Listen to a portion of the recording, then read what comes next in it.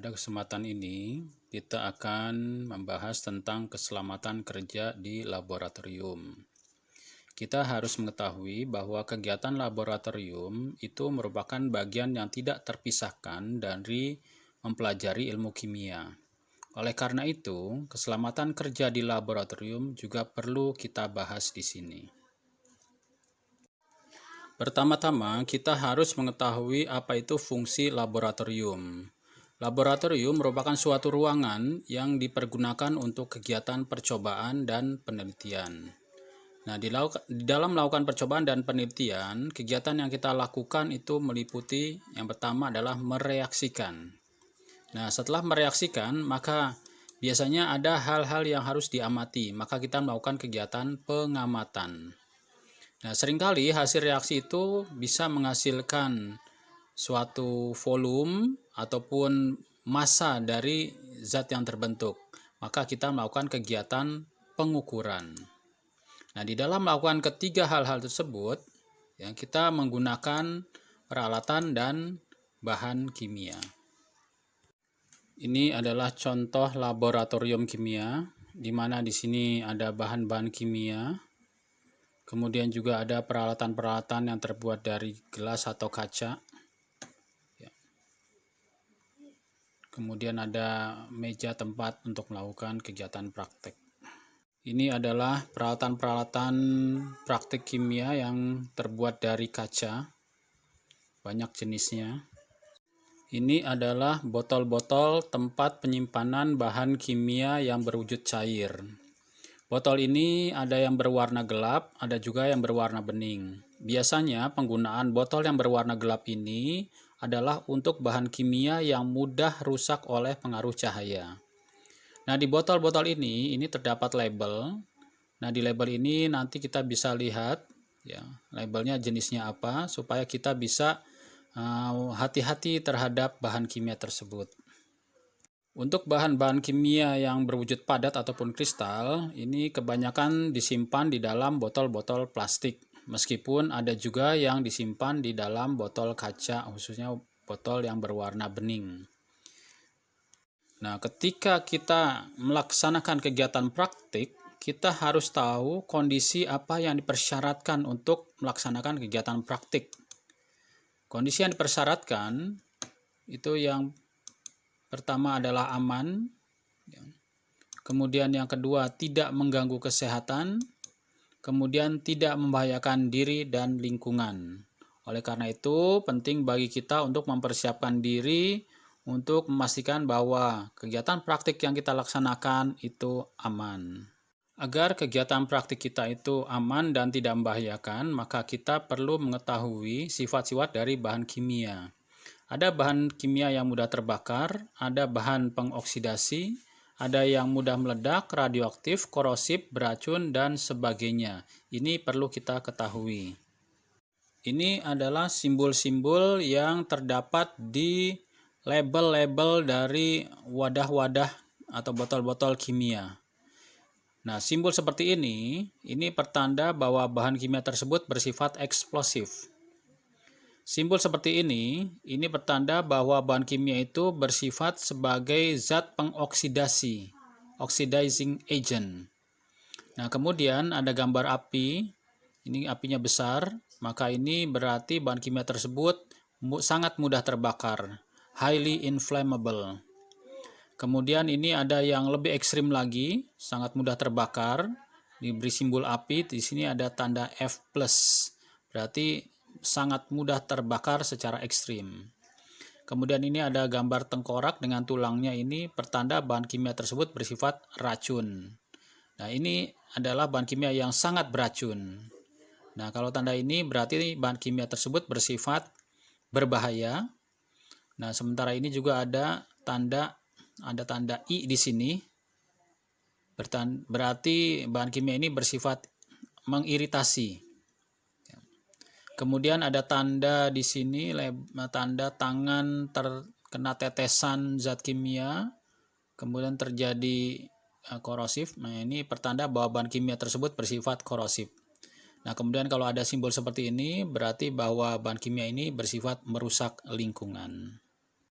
Nah, di dalam praktik, kita juga perlu melindungi diri kita dari pengaruh bahan-bahan kimia yang sifatnya merusak.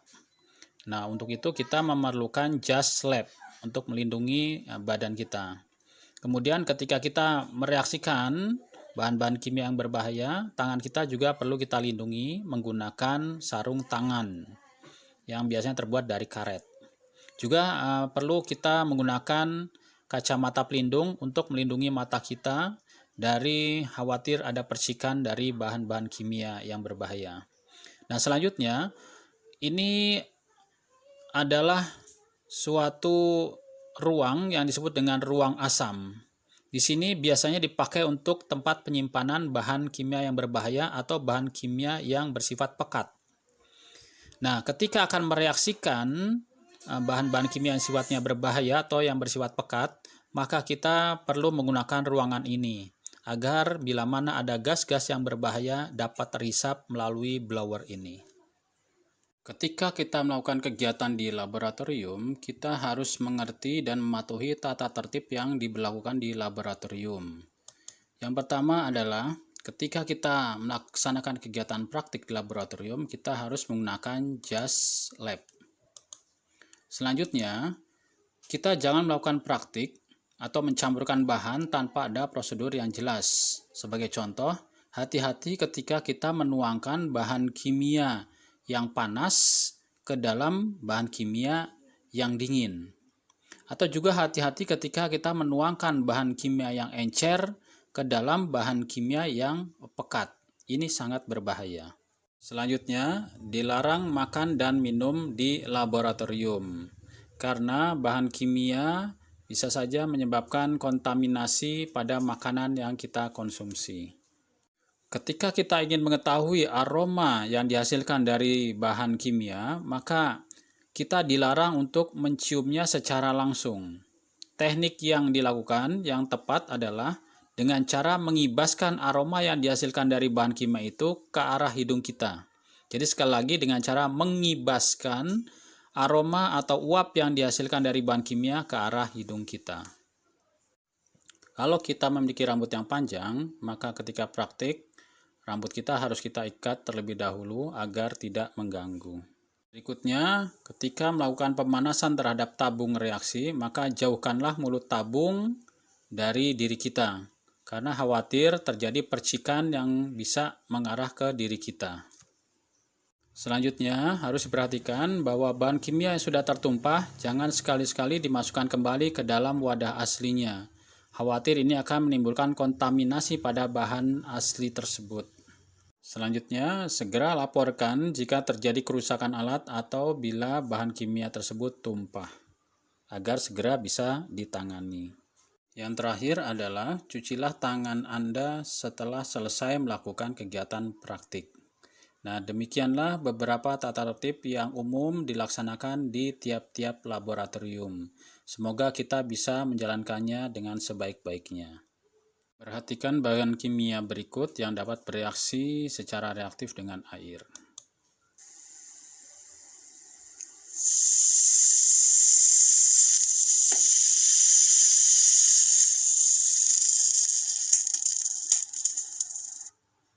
Berikut ini pengenalan peralatan kimia dan teknik praktikum. Ini peralatan yang disebut dengan pipet tetes. Kemudian ini adalah pipet ukur atau graduate pipette. Ini balon penghisap atau sering disebut dengan balep. Ini adalah pipet gondok atau pipet volumetrik karena ada gondok di sini sehingga disebut dengan pipet gondok. Kemudian ini namanya gelas ukur. Nah, cara pengamatan terhadap gelas ukur adalah bahwa angka skala yang kita amati ini sejajar dengan mata kita. Kemudian ini namanya tabung reaksi. Kemudian ini adalah gelas piala, tempat untuk membuat larutan atau mencampurkan larutan. Yang ini adalah labu volumetrik atau labu takar. Biasa digunakan untuk membuat larutan secara akurat. Yang ini namanya labu Erlenmeyer. biasanya dipakai untuk mereaksikan atau menjadi teman dari pengerjaan menggunakan buret. Nah, ini adalah beberapa jenis corong. Ini corong biasa, kemudian ini corong pisah, kemudian ini corong Buchner untuk memisahkan endapan yang berukuran cukup besar. Ini adalah teknik menuangkan cairan agar tidak berceceran atau tidak tumpah. Ini adalah teknik untuk mengamati perubahan warna yang terjadi, di mana perubahan warna yang terjadi agak samar, sehingga kita perlu menggunakan lengan baju lab kita yang berwarna putih untuk bisa mengamati perubahan warna yang lebih jelas.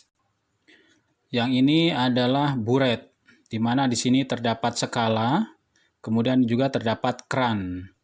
Nah, ini digunakan untuk mengetahui berapa banyak volume yang dikeluarkan dari cairan yang ada di dalam buret ini.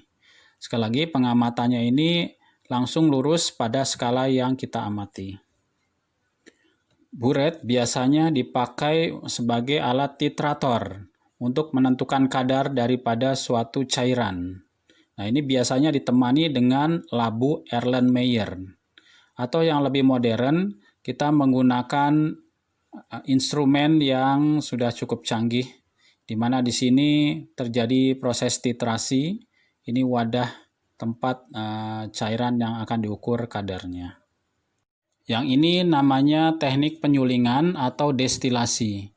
Digunakan untuk memisahkan suatu cairan dari campuran, di mana campuran itu dipanaskan, kemudian cairan yang memiliki titik didih lebih rendah itu akan menguap terlebih dahulu, kemudian di ruangan sini akan mengembun dan menetes ke dalam wadah Erlenmeyer di sini.